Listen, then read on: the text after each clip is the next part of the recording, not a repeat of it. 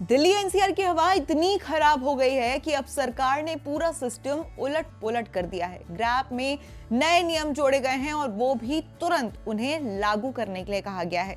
Delhi NCR की हवा दिन ब दिन अब खराब होती जा रही है, इसलिए वायु गुणवत्ता प्रबंधन आयोग यानी कि CAQM ने ग्रैब में बड़े बड़े बदलाव कर दिए हैं और ये सब सुप्रीम कोर्ट की सख्त फटकार के बाद तुरंत लागू कर दिया गया है। अब पहला सबसे बड़ा बदलाव यह है कि अब स्टेज 2 की कई सख्तियां स्टेज 1 में ही लागू कर दी जाएंगी। मतलब AQI पुअर में होगा यानी कि 201 से 300 के पास में होगा तो आपको देखने को मिलेगा कि डीजल जनरेटर बंद रखने के लिए लगातार बिजली सप्लाईज दी जाएंगी और इसी के साथ ट्रैफिक जाम रोकने के लिए ज्यादा पुलिस कर्मियों को सड़क पर उतारा जाएगा। वहीं टीवी रेडियो पर प्रदूषण अलर्ट्स बार बार दिए जाएंगे और इसी के साथ बसें और मेट्रो की फ्रीक्वेंसी को भी बढ़ाया जाएगा। इसी के साथ दूसरा बड़ा झटका यह है कि स्टेज 3 के जो नियम हैं वो स्टेज 2 में शिफ्ट कर दिए गए हैं। यानी कि अगर AQI 301 से 400 तक होता है यानी कि वेरी पुअर क्वालिटी में होता है तो दिल्ली, नोएडा, गाजियाबाद, गुरुग्राम सब जगह दफ्तरों के टाइम बदलने